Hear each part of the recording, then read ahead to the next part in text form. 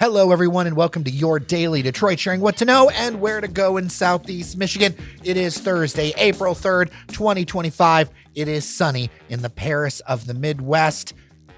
Devon O'Reilly, so good to see you.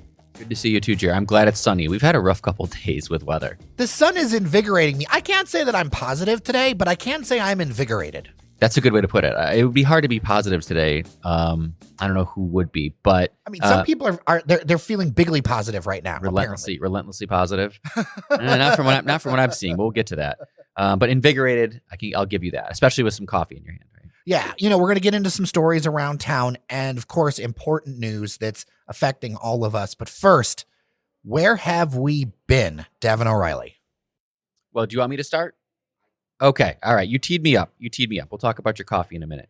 I went somewhere you technically had been before because you got to go, as I was jealous of. You got to go to the preview opening, I guess you can call it, of the Dearborn Inn a couple weeks back.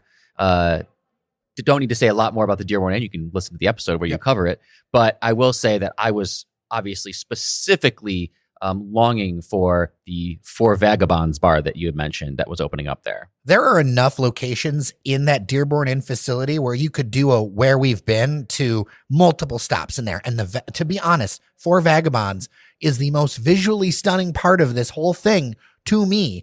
Just gorgeous. So how was it to go? It was really cool because I had also been to its previous iteration, the Tenike Tavern, many times over the years. So I could see like the floor plate, because the floor plate of the bar didn't change. Like the bar is where the bar is, the seating is where the seating is. It's like the actual like bones didn't change, but everything else did. It was just meticulously redesigned. A lot of just retro feel, like you said. It's very like Art Deco, kind of the time that the hotel originally opened, and the staff was really friendly. I got there for a happy hour drink around 4:00. They were very, very accommodating. There was no one there when I first got there, and then it filled up with definitely people who weren't from around here. They were like taking pictures with each other. They were some of them had badges. So I'm hoping it'll be a nice, like, with all the Ford employees who are working now in that general area at the different engineering and design buildings. It could become like that could be a lifeblood, is not only people who are stopping in, but also workers, which is always a great great customer base. Yeah, we had mentioned the Henry Ford and how much of a tourist draw that is. But when I visited there, and like I knew it from the renderings, but holy cats, the size of that design center across from the Henry Ford and just down the street from the Dearborn Inn, that is so much. That's going to be so many people and so much talent. They're going to be interested in some place that, frankly, visually is a stunning place to have a drink. It's incredible. It's got the same. I think it's on the same level design wise, aesthetically, as like the Shinola Hotel. Just to get different vibe a little bit. Shinola is a little bit darker. This is a little more brighter, I would say. And the drinks, I mean, scratch me right where I itch. They had 2 different old fashions on the menu, and I had to try both. Jared, come on, the people and you live around the people need to know. That's right. The people need to know. So there's one mezcal that they do, there's one old fashioned they do with mezcal that was really had a little bit of natural kind of smokiness from the mezcal, but a little bit of lightness from some citrus bitters. And then there was a more straight up your usual bourbon old fashioned that they literally smoked it. The smoked cocktail where you lift the lid off, the smoke comes off the top of it. That was more of like a deep smoke type of flavor to it. Both were fantastic. Could not pick a favorite, but I will certainly be back for more. They had bar bites. They had so they have a relatively full menu at the bar. And then as I was there, I walked down the hall to Clara's, the farm to table restaurant, and I made myself a reservation for a couple weeks from now. So I was ready. I'm ready to dive in, and I'm so happy to have this place open in my backyard. I feel like you will report back on Clara's. I will definitely report back on Clara's. You'll have a lot of reporting for me. Are we moving you in like Howard Hughes into the hotel? Oh my gosh, yeah. I could do that. They have those house cottages in the back, right? Yes. I can move into like the Edgar Allan Poe house, and then, I don't want to hopefully not channel him, but Yeah. I don't think that shoes that are Kleenex boxes are the vibe for you. I'm just saying, maybe a little too eccentric for you. No, more Cole Haan, less shoebox. So you've got a coffee in your hand, and so it kind of strikes me to ask you, Well, it's a beautiful mug, by the way. The Daily Detroit mug. That is nice, Jer, I have to say. You know, it's the same mug design as they have on The Daily Show. Oh, perfect. Okay. But nice. Better because it's ours. Everything's better when it's ours. And I want you to tell me more about what's in that, what you had today, because it wasn't just coffee. And you were at a place that's not necessarily new, but I think it's kind of new. More people should know about it. Yeah, it's kind of new. Sepia Coffee over there on East Grand Boulevard, right near Woodward. So you just drive off of Woodward a little bit. It's right on the south side of East Grand Boulevard.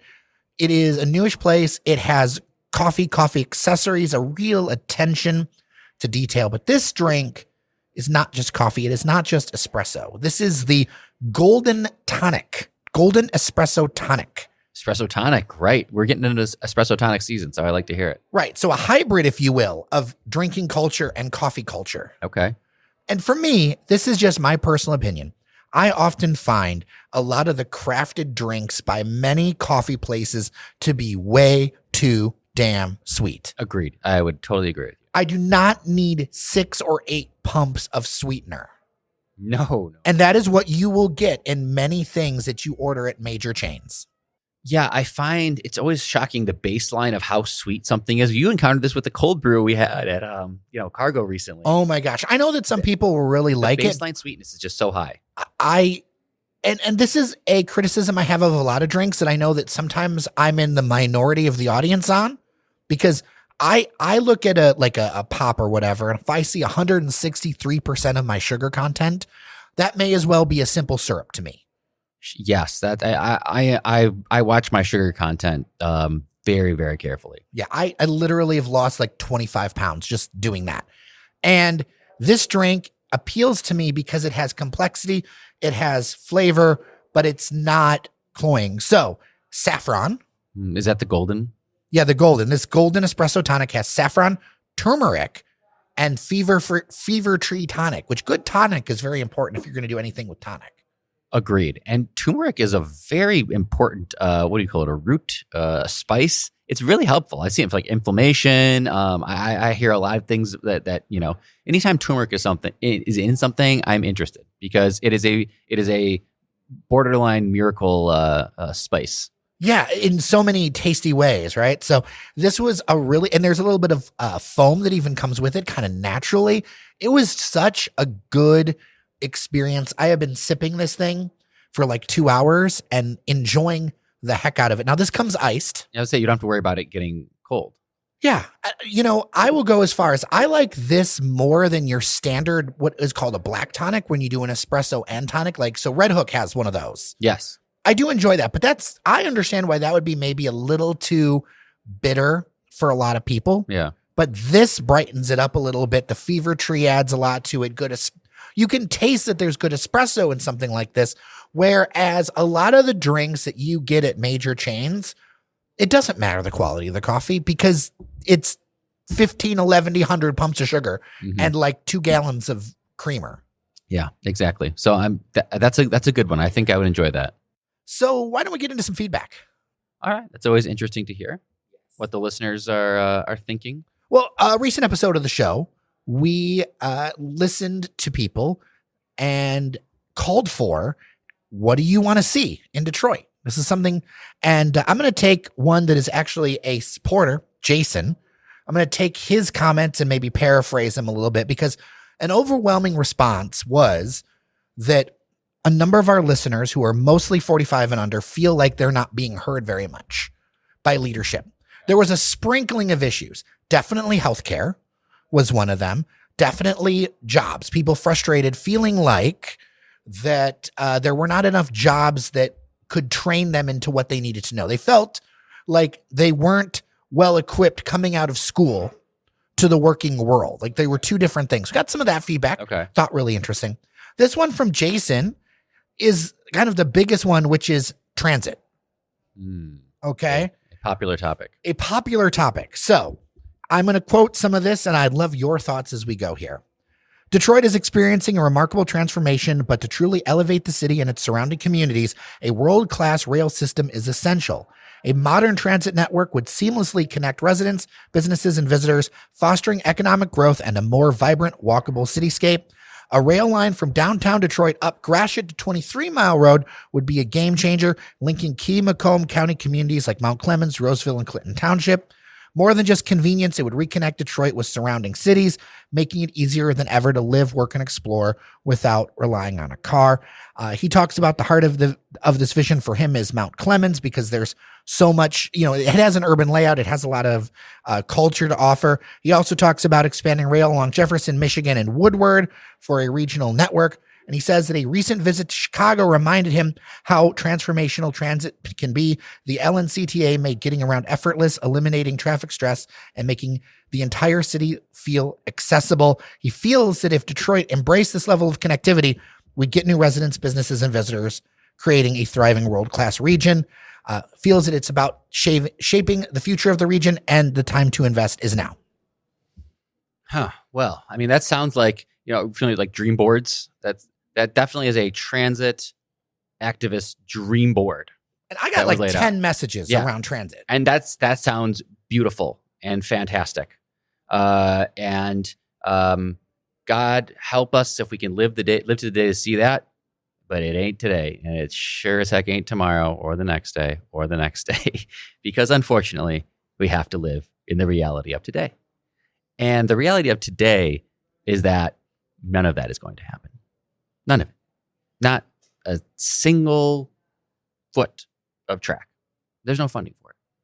There's no broad appetite certainly from a federal perspective, because you need dollars. You need billions of dollars to do this. Billions, maybe tens of billions. There's no appetite at the federal level.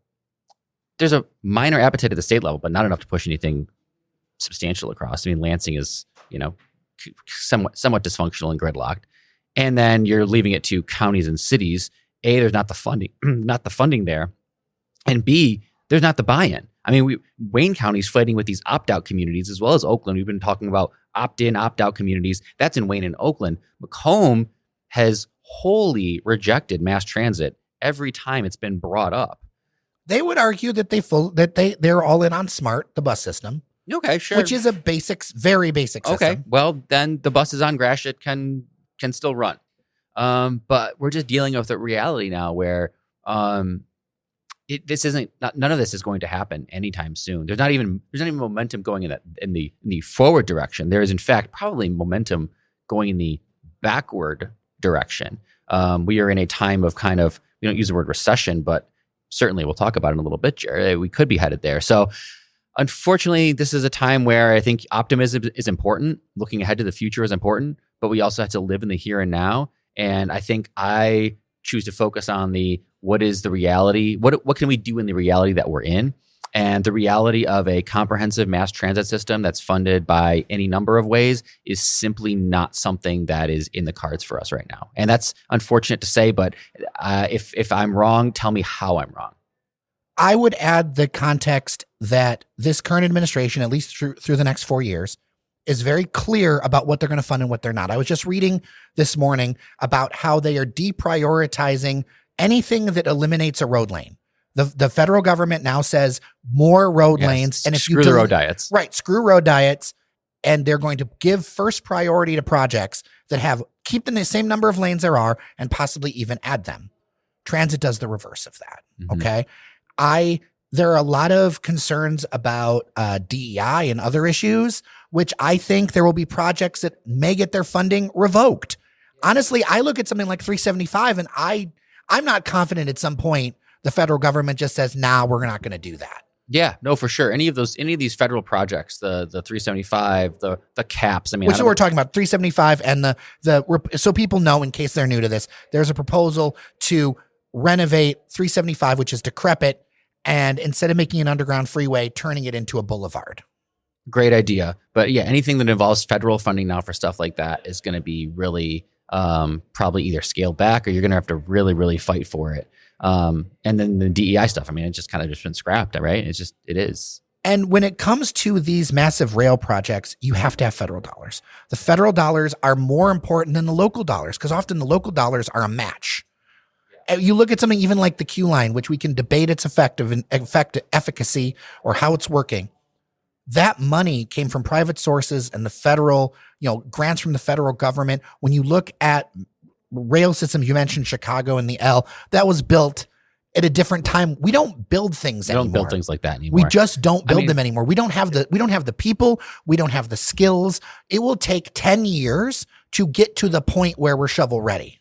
Yeah. Even if we had the money, which we won't. So I would say 4 plus 10, we are at least 15 years out if we're lucky. Yeah. Then there's this famous example that's been brought up a lot recently in this Abundance book and by Ezra Klein has a book called Abundance, which I need to read. Yeah, it's really, really interesting. I've been listening to a lot of podcasts about it. But one of the focuses of this is this California high-speed rail project that was greenlit at least a decade ago for California high-speed rail. $30 billion got dedicated or earmarked towards this. Not a single frigging track of rail has been laid yet. And that's kind of like the case. It was supposed to connect the Central Valley of California to kind of other more commerce-friendly parts of the state. And just nothing ever happened. $30 billion got allocated towards it. Nothing ever happened. And so that also is frustrating in and of itself, because I think that too often we just look at a dollar amount getting earmarked for something and we raise our glasses and clap our hands and cheer.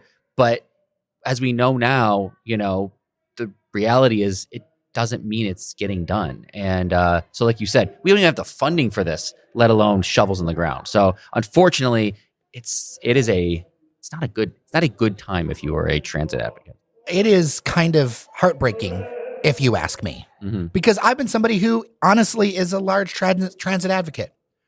And I'm going to say something that's really tough. And I'm not saying to do what you do with your life, but like I was a transit advocate 20 years ago.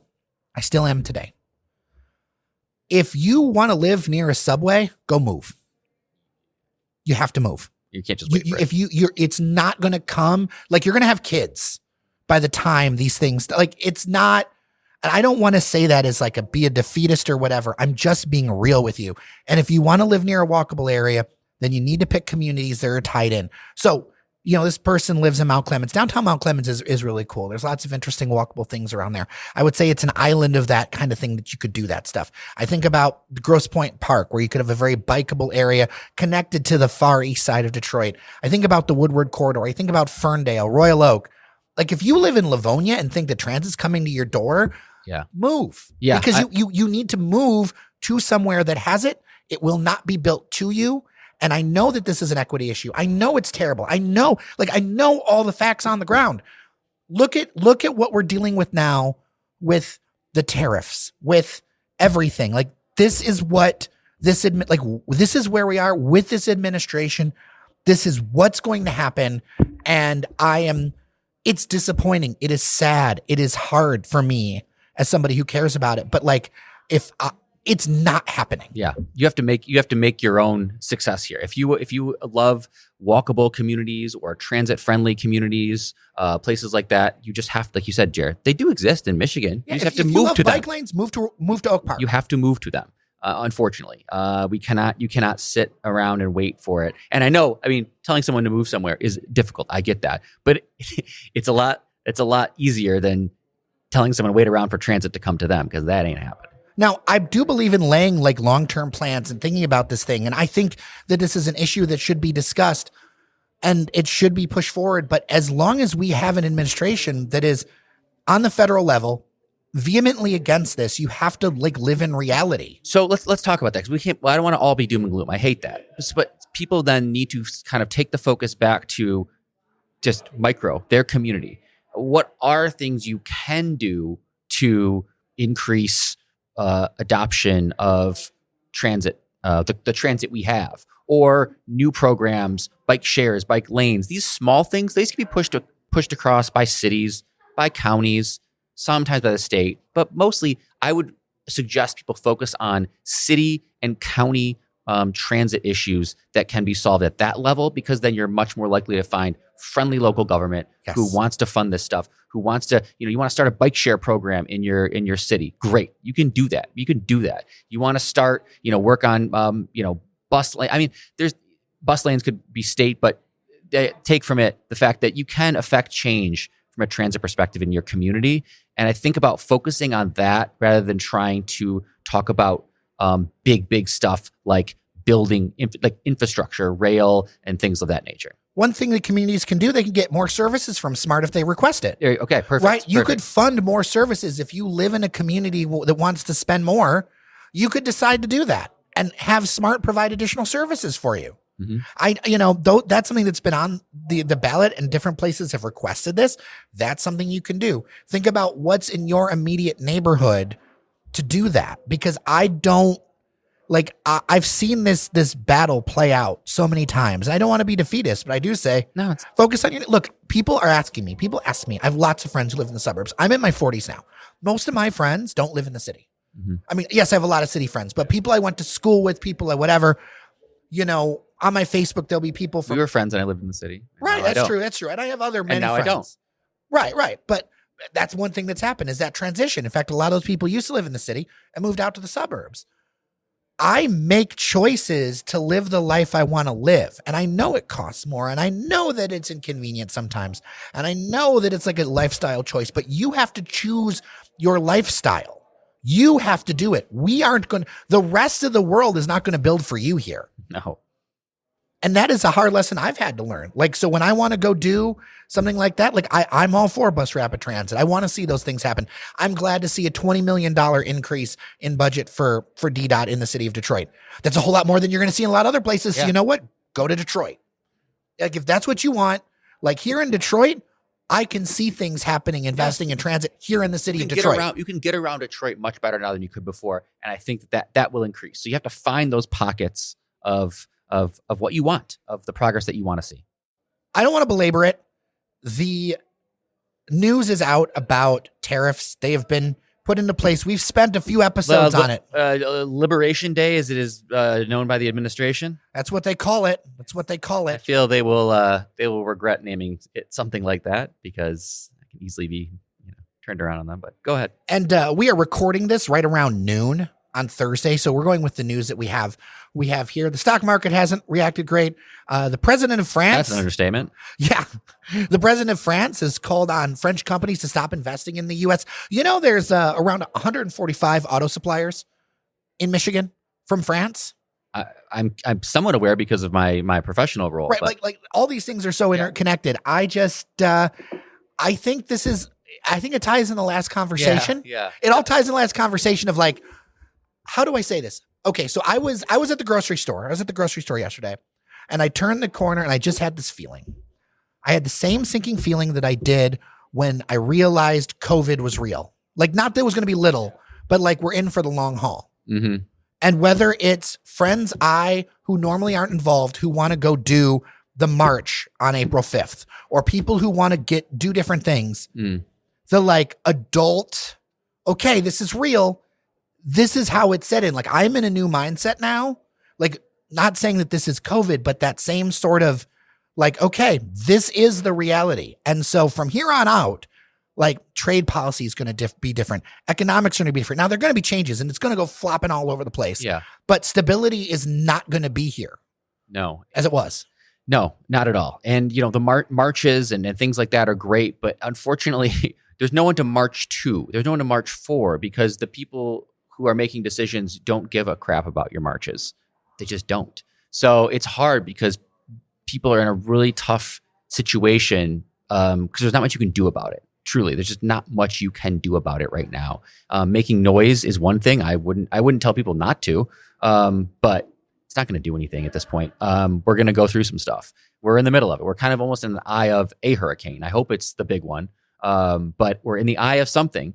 And there are a lot of people who honestly don't agree with us on this. And things can change. Well, those people who don't agree with us obviously don't care about their money, care about the cost of goods, care about inflation, because that's all going to increase. So if they don't care about it, I'm not sure what they do care about, because the stock market's tanking, prices are going up, and jobs are getting lost. So where is the good part? And if people do change their minds, don't expect them to go on some sort of apology tour. No. I'm not, right? That's not going to happen. Don't. Just look out for yourself. Look out for the people you care about, because it's going to be tough. We don't know how long, because things seem to change rapidly, back and forth. So we'll see the effects of these tariffs, I think, through into the weekend, into next week. Where does that lead us? Where are things lying then? Do things get pulled back, changed? We really don't know, but uncertainty in general is just not good. A lot of the things that are being done, you can't just be undone, because then the powers that be say, well, if you're just going to do something, then not do it, then do it again, then not do it. I'm out. Like, I'm just going to count this as just disaster. Like, you know what I mean? You can't just undo something like this, because then that just creates volatility, and markets and investors don't know what to think of anything. I think, to clarify my comments about my feeling, it's that idea that we're going to need to rely on each other. Like, through that whole disaster, and there are all kinds of issues, right? I'm not somebody who's like, the government's response was perfect, or like, I'm not here to stand for a broken system. Mm-hmm. The system has been broken for a while, but this wasn't the way to fix it. But the realization is that we're going to need each other. Mm-hmm. We're going to need our friends. We're going to need our family. We're going to need our community. I think about, we're going to need to be able to text each other. We're going to need to be able, because there's no, like, 200 and more than 200,000 government workers were laid off.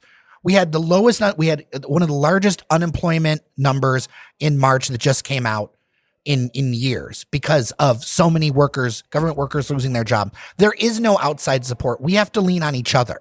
Yeah. As a community, like one-to-one, and communities and blocks, we have to rely on each other. And this is the silver lining, that unlike COVID, Jared, which I appreciate that correlation. I know, I'm not trying to be as, but unlike COVID, we can be together. That is the thing. We can interact with each other. Don't take this opportunity to go retreat to your home or apartment and just, cut the world out. Like, that's not the answer to this. The answer is to be out there, engage with other humans, talk to people, commiserate with people. That's human interaction is the best thing you can do. And more so than that, support each other. If you wanted to know, like, my ideal protest is, if you want to do something to protest stuff like this, stop buying anything from someone that's not a small business. Don't buy a thing from someone where you don't know who the owner is, or the owner isn't one step away from the person working at the counter or the desk. Just support the people who are going to be hit hardest by this, which are small businesses, which are, mom and pop places in your community, restaurants, businesses, retail, all of it, yoga studios, no matter what it is.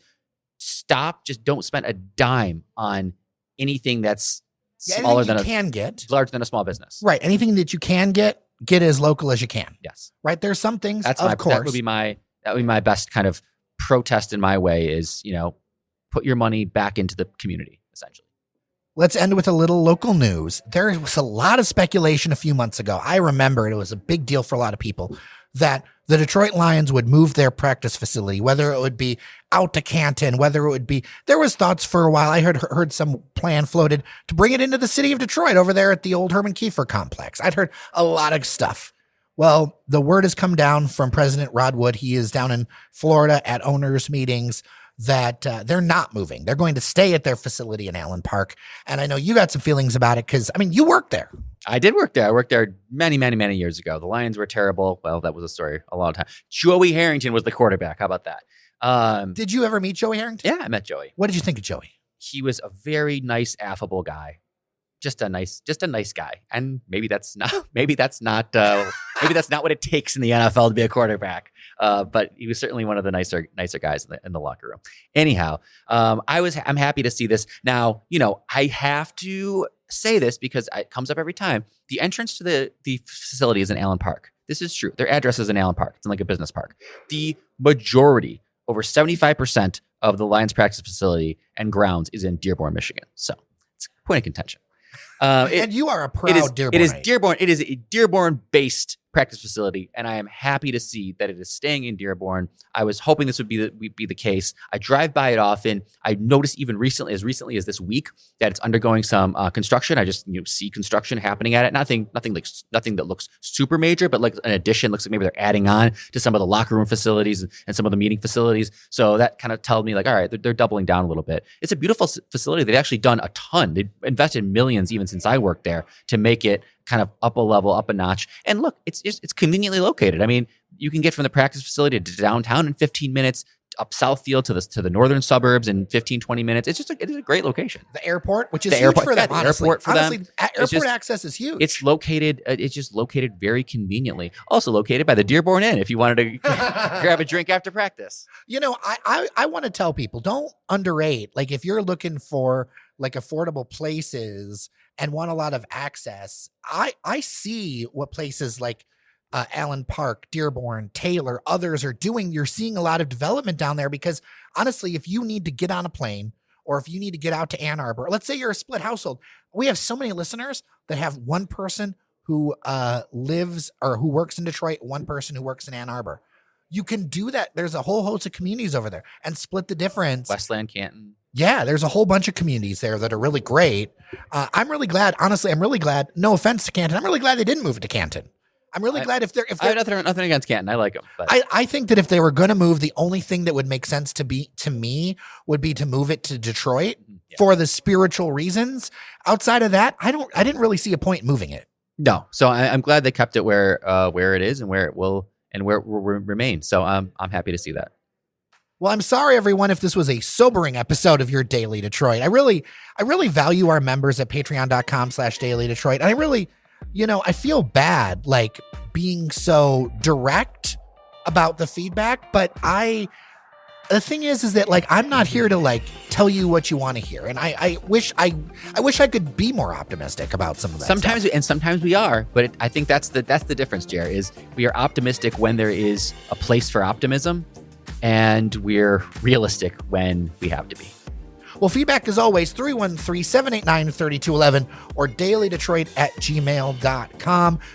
As always, tell a friend about Daily Detroit. It is the best way to push Detroit's conversation forward. With that, I'm Jer Stays. I'm Devon O'Reilly. Thank you so much for listening. Remember that you are somebody, and we'll see you around Detroit.